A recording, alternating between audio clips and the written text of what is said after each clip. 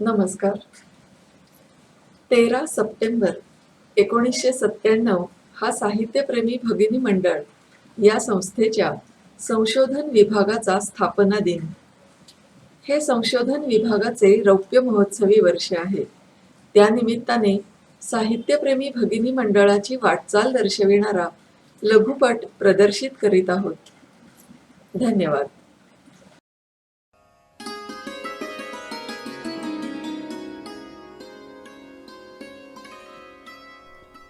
स्वातंत्र्यपूर्व काळात पुण्यातील कर्मठ समाजाचा प्रखर विरोध व आप्तस्वकीयांचा रोष पत्करून सावित्रीबाई फुले आणि महात्मा ज्योतिबा फुले यांनी मुलींची पहिली शाळा भिडेवाड्यात सुरू केली.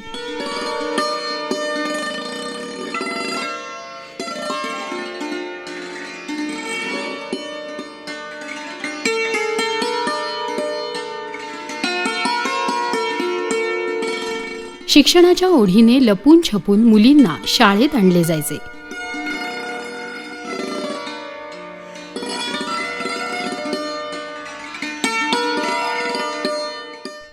मुली स्त्रिया शिकू लागल्या, परंतु परगावाहून शिक्षणासाठी येणाऱ्या मुलींची राहण्याची सोय नव्हती.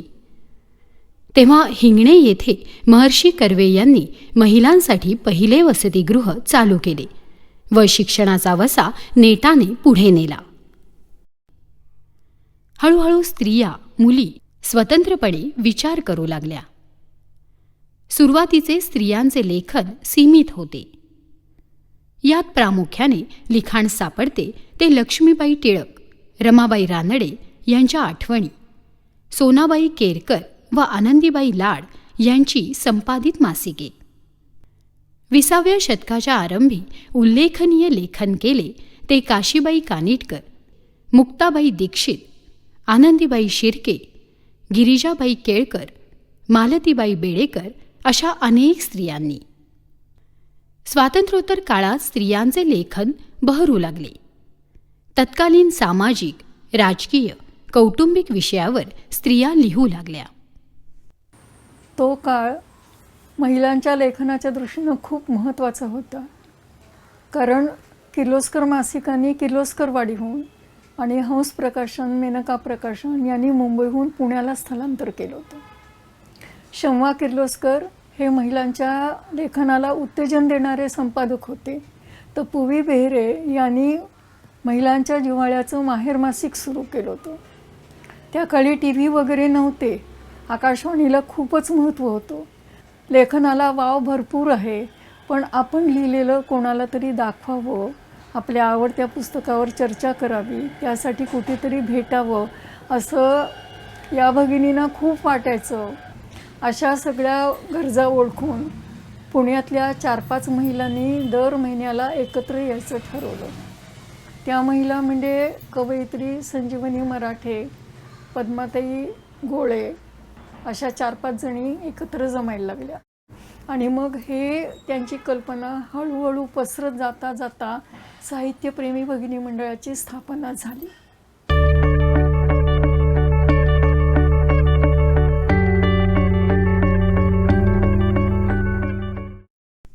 साहित्यप्रेमी भगिनी मंडळ मराठी साहित्य वर्तुळात सातत्याने गेली 50 वर्षे कार्यरत असणारे, साहित्यिक जाणीवा धारदार करणारे स्त्रियांचे स्वतःचे हक्काचे व्यासपीठ.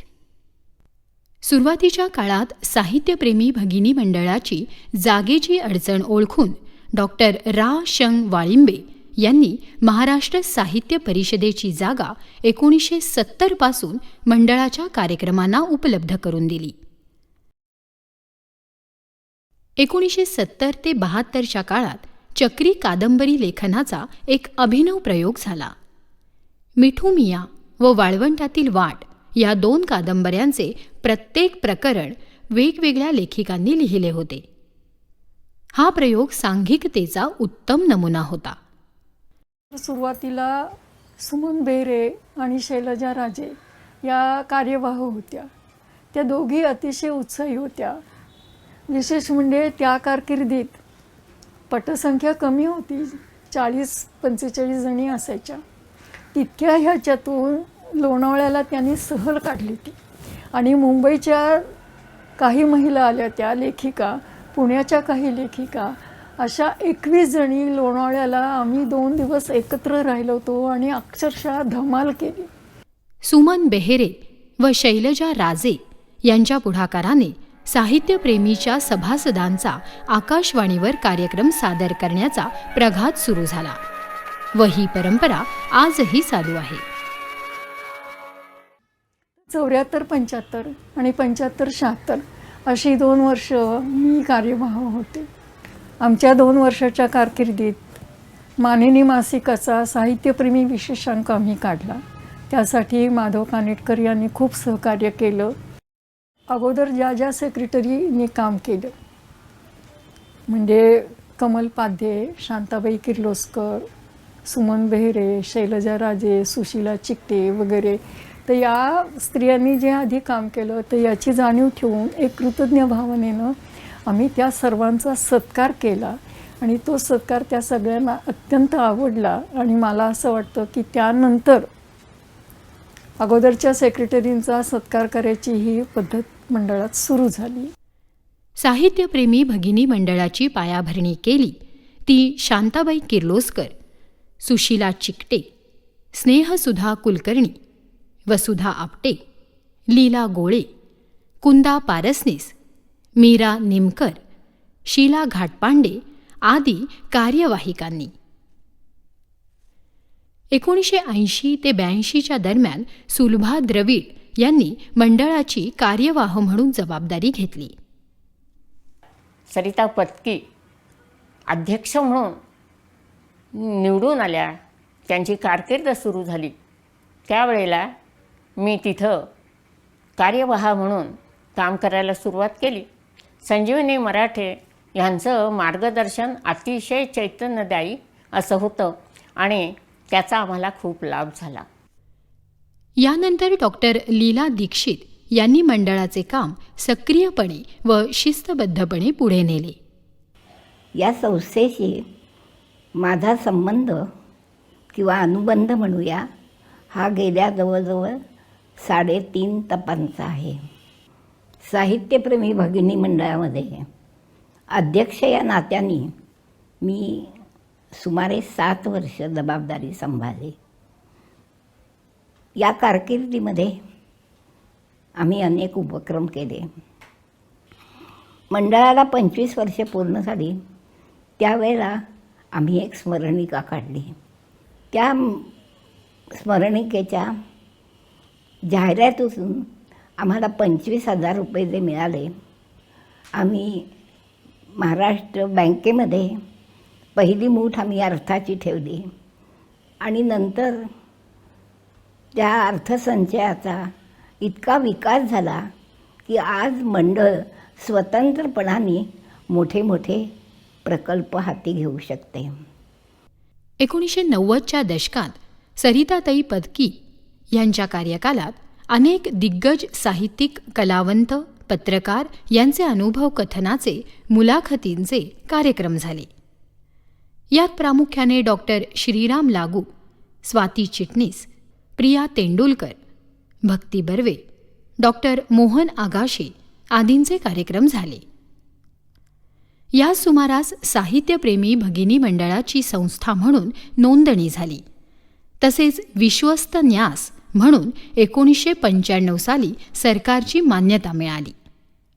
1997मध्ये सरिताबाई पत्कींचा कार्यकाल संपला आणि जी दुसरी निवडणूक झाली त्या निवडणुकीमध्ये मी साहित्यप्रेमीची अध्यक्ष झाले.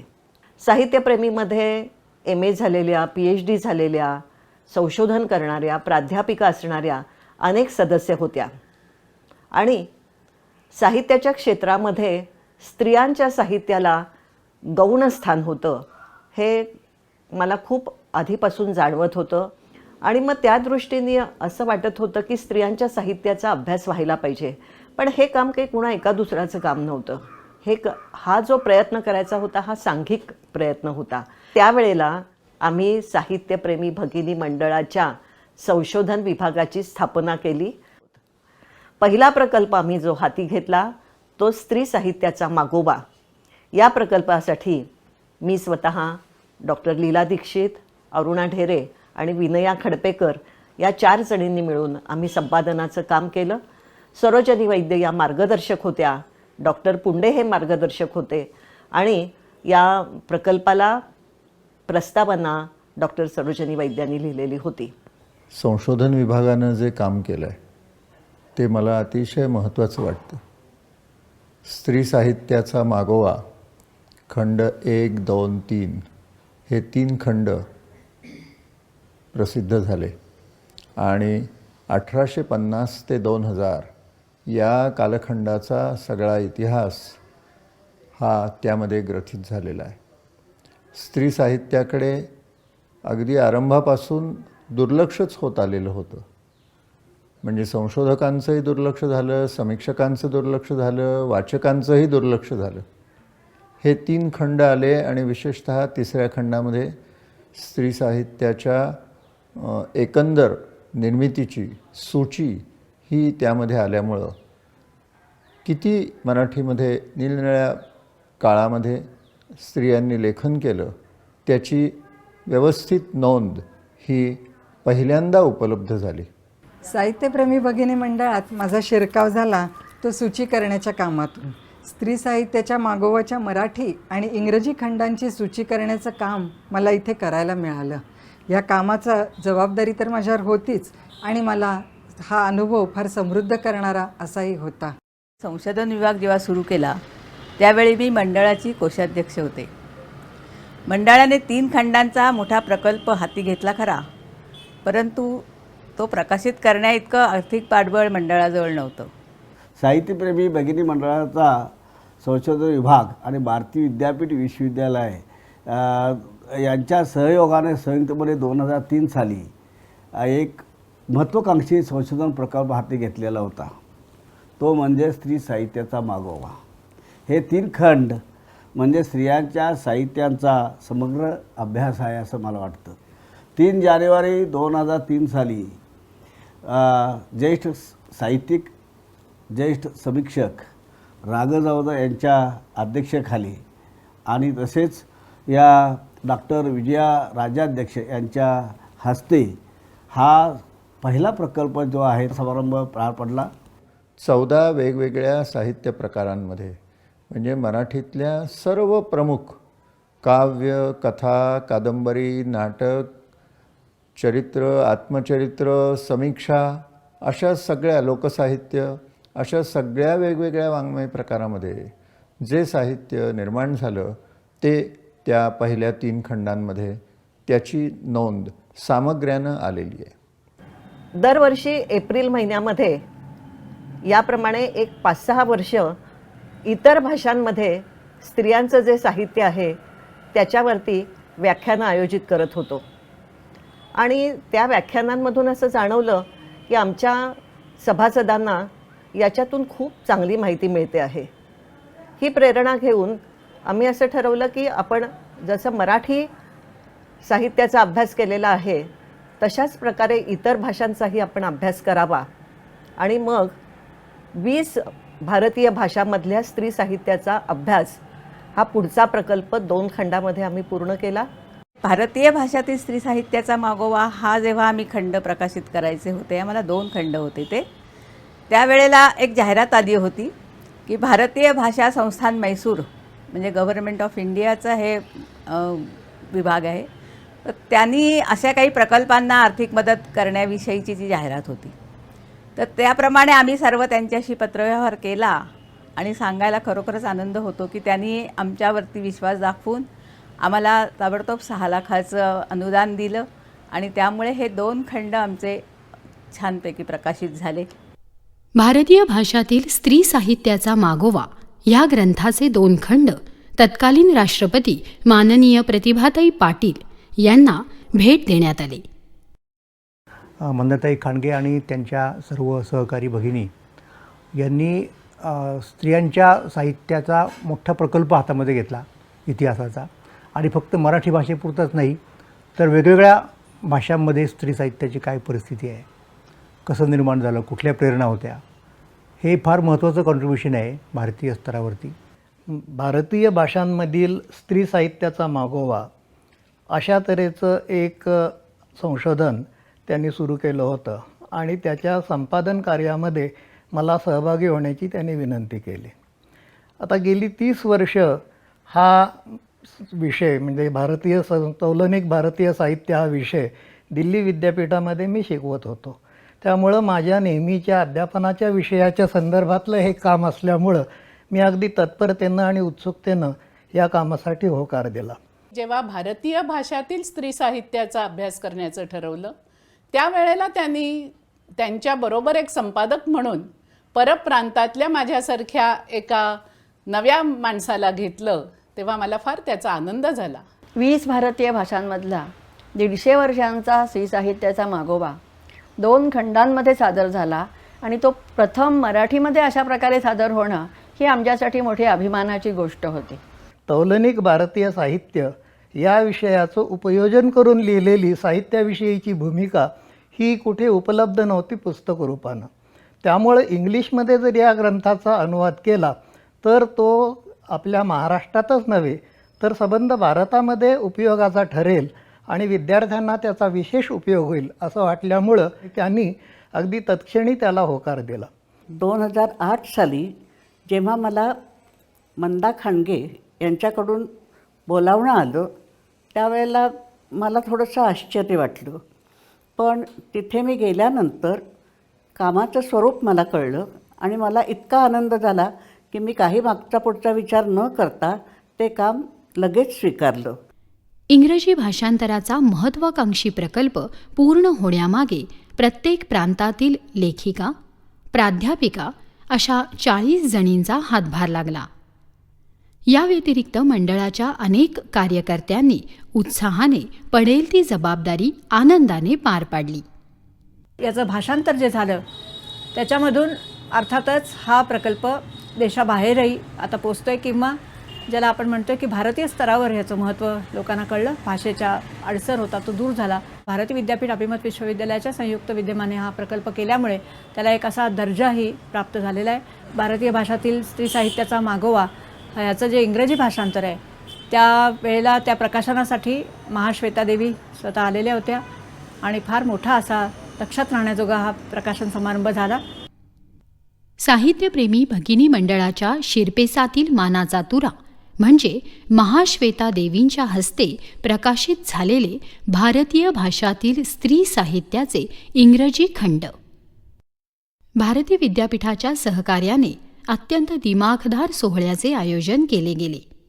यावेळी भारतीय विद्यापीठाचे कुलपती डॉक्टर पतंगराव कदम व कुलगुरू डॉक्टर शिवाजीराव कदम तसेच भारतीय बोलीभाषांचे ज्येष्ठ अभ्यासक डॉक्टर गणेश देवी, ज्ञानपीठ पुरस्कार विजेत्या डॉक्टर प्रतिभा राय, दक्षिणेतील प्रसिद्ध लेखिका व्होल्गा, डॉक्टर चित्रा मुदगल, धीरूबेन पटेल यांच्या विशेष उपस्थितीत हा कार्यक्रम पार पडला. हे काम पूर्ण ज्या वेळेला झालं त्यावेळेला आमच्या मार्गदर्शक डॉक्टर सरोजनी वैद्य असं म्हणालेल्या होत्या की हे काम इथेच थांबणारं नाही आहे किंवा संपणारं नाही. दर 10 वर्षांनी स्त्रियांचं जे साहित्य निर्माण होईल त्याच्यावरती काम केलं पाहिजे आणि 2000 सालानंतरचे जे 10 वर्ष म्हणजे एक दशक आहे त्याच्यामध्ये जी साहित्य निर्मिती झालेली आहे, स्त्रियांनी जे साहित्य निर्माण केलेलं आहे त्याच्यावरती काम करावं असं आम्ही ठरवलं. या 10 वर्षांमधल्या मराठी लेखिकांच्या साहित्याची जी नोंद केली आहे त्यासाठी स्वतंत्र खंड करावा लागला आहे. म्हणजे 150 वर्षांच्या इतिहासासाठी 2 खंड पुरले होते आणि 10 वर्षांसाठी अख्खा खंड करावा लागला आहे. कारण स्त्रियांचं लेखन अतिशय मोठ्या प्रमाणावर वाढत आहे. त्यामुळे असे वेगवेगळ्या प्रकारचे प्रकल्प जर हाती घेतले गेले तर त्यातून एक व्यापक चित्र समोर उभं राहील आणि त्याचा पुढे वाङ्मयाच्या इतिहासाला सुद्धा नक्कीच उपयोग होईल. हे आत्तापर्यंत केलेले जे प्रकल्प होते ते साहित्याच्या अनुषंगाने झालेले होते.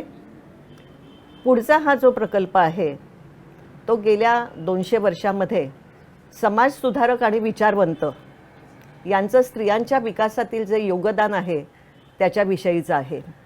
15 राज्यांमधलं हे काम आहे. त्याच्यासाठी 3 संपादक काम करत आहेत. 97 ते 2015पर्यंत मी साहित्यप्रेमीच्या कार्यकारिणीत सहकार्यवाह, कार्यवाह, कार्याध्यक्ष आणि सध्या 2012पासून अध्यक्ष म्हणून काम करते आहे. एकीकडे संशोधन विभागाचे प्रकल्प चालू असतानाच मंडळाचे साहित्यविषयक व्याख्याने, चर्चासत्रे, कवी संमेलन आदी कार्यक्रम चालूच होते. बरेच उपक्रम साहित्यप्रेमीतर्फे चालवले जातात. त्यामध्ये कवी संमेलनं घेतली जातात. अनेक कवींनी आपल्या कविता येथे वाचून दाखवलेल्या आहेत. 1990 ते 2000च्या दशकात विविध साहित्यिक, सांस्कृतिक व सांगीतिक कार्यक्रम मंडळातर्फे घेतले गेले.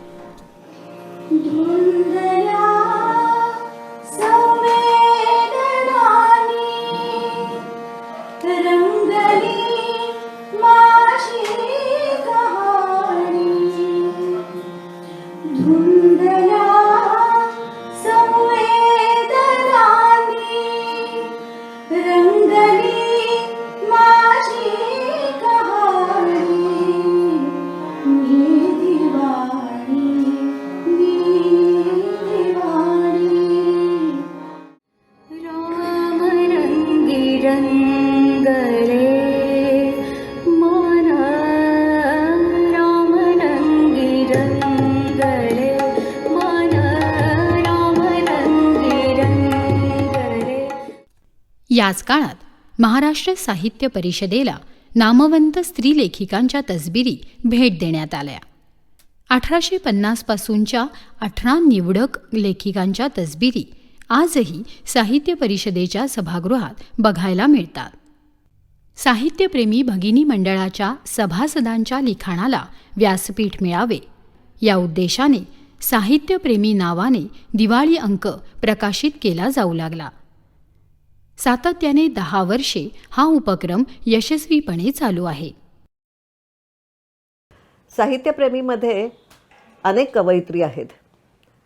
त्या कवयित्रींचा एकत्रितपणे काही संग्रह असावा असं मनात आल्यानंतर साहित्यप्रेमी भगिनी मंडळाचा उन्मेख नावाचा कविता संग्रह आम्ही प्रकाशित केला आणि त्याच्यामध्ये संजीवनीताई मराठ्यांपासून आजच्या तरुण कवयित्रीपर्यंत 100 कवयित्रींच्या कवितांचा समावेश आम्ही केलेला आहे.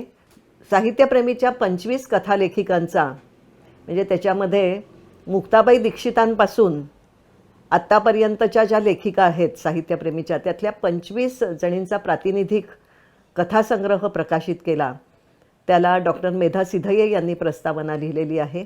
2013मध्ये साहित्यप्रेमीच्या एक संस्थापक ज्येष्ठ कवयित्री पद्माताई गोळे यांची जन्मशताब्दी येत होती, म्हणून त्यांच्या समग्र काव्याचा अभ्यास करणारा पद्माक्षरे या नावाचा संग्रह आम्ही प्रकाशित केला. आषाढस्य प्रथम दिवसी कालिदास जयंती गेली 25 वर्षे अभिनव पद्धतीने साजरी केली जाते.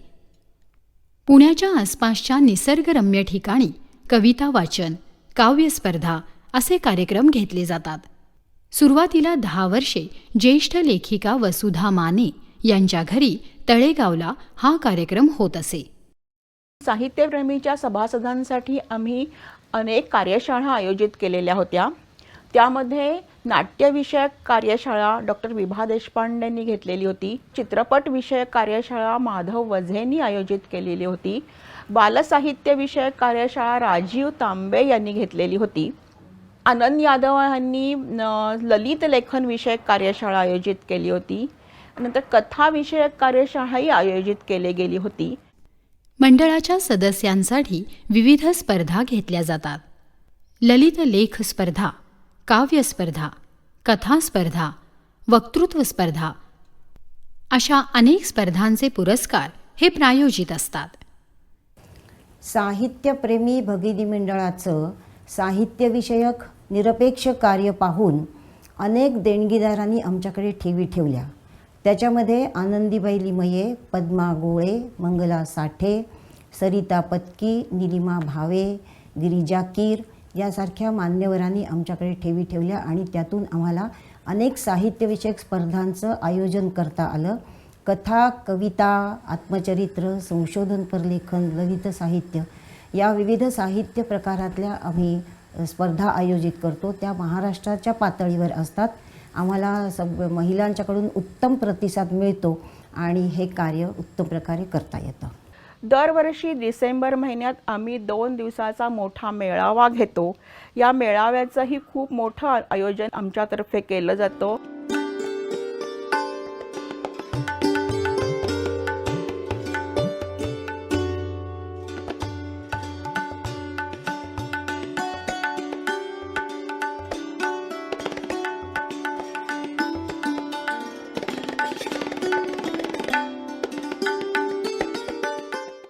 आत्मचरित्र, ललित गद्य अशा वाङ्मय प्रकारांना आम्ही पुरस्कार देतो. समीक्षात्मक ग्रंथांना पुरस्कार दिले जातात आणि या पुरस्काराला अनेक मोठमोठ्या लेखिका हा सुद्धा आपापली पुस्तकं पाठवत आहेत. यावरून असं वाटतं की साहित्यप्रेमीचं काम खरंच खूप मोठं आहे. मंडळाचे काम पुण्याबाहेर व ग्रामीण भागात पोहोचावे या उद्देशाने वाचक गटांची स्थापना 2005 साली केली गेली. आता हे वाचक गट स्थिरावले असून त्यांच्या विविध स्पर्धा घेतल्या जातात. साहित्यप्रेमी भगिनी मंडळाच्या कार्याचे कौतुक अनेक पुरस्कारांच्या रूपाने झाले. महाराष्ट्र साहित्य परिषदेचा पुरस्कार तसेच माननीय गोळवलकर गुरुजी पुरस्कार इत्यादी उल्लेखनीय आहेत. सर्वांची नावे येथे घेणे शक्य नाही, परंतु मंडळाचा डोलारा याच महिला कार्यकर्त्यांच्या परिश्रमावर उभा आहे. साहित्यप्रेमी भगिनी मंडळाने 2014ला सुवर्ण महोत्सवी वर्षात पदार्पण केलं. याची सुरुवात 21 डिसेंबरच्या संमेलनाने झाली. या कार्यक्रमाचे उद्घाटन माननीय डॉक्टर शिवाजीराव कदम यांनी केले. या सुवर्ण महोत्सवी वर्षाची सांगता 12 आणि 13 डिसेंबर 2015ला स्त्री साहित्य संमेलनाने झाली. यावेळी स्त्री साहित्याचा मागोवा या 4थ्या खंडाचे प्रकाशन शिवाजी विद्यापीठाचे माजी कुलगुरू डॉक्टर ना धनागरे यांच्या हस्ते संपन्न झाले. ह्या प्रसंगी ज्येष्ठ समीक्षक डॉक्टर विलास खोले प्रमुख पाहुणे होते, तर संमेलनाचे अध्यक्षस्थान माननीय प्रतिभाताई रानडे यांनी भूषविले. की 2-3 बायका आल्या जवळ एकत्र की भांडण करतात, पण तुम्ही 50 वर्ष कित्येक बायका आहात. तुम्ही ही निव्वळ एक संस्था तुम्ही चालवलीच नाही तर ती वर्धिष्णू आहे, वाढते. वेळोवेळी तुम्ही अनेक साहित्यिक उपक्रम राबवलेत, पण सर्वात महत्त्वाची गोष्ट म्हणजे स्त्री साहित्याचा गेले 150 वर्षांचा मागोवा घेणारे तुम्ही ग्रंथ तयार केलेत. हे अत्यंत महत्त्वाचे काम आहे. मंडळाचे साहित्यविषयीचे मूलभूत काम आगामी अनेक पिढ्यांना पथदर्शी ठरेल. आज 50 वर्ष पूर्ण झाली आहेत. साहित्यप्रेमी ही 100ही पूर्ण करेल अशी आशा मला वाटते. हा वसा म्हणजे कार्यशाळा असं संजीवनीताईंनी म्हटलं आहे.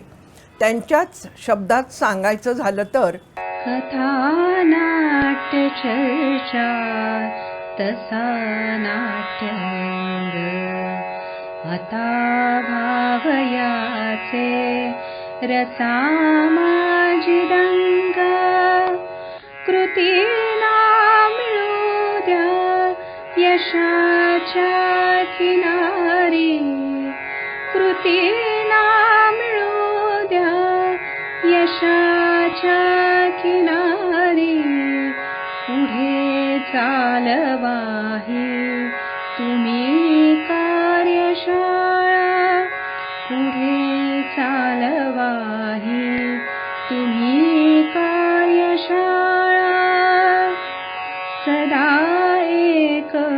एकमेकींसवे रंग खेळा असे चित्त माझे तुम्हा संगती पुढे चालवाही तुम्ही कार्यशाळा पुढे चालवाही तुम्ही कार्यशाळा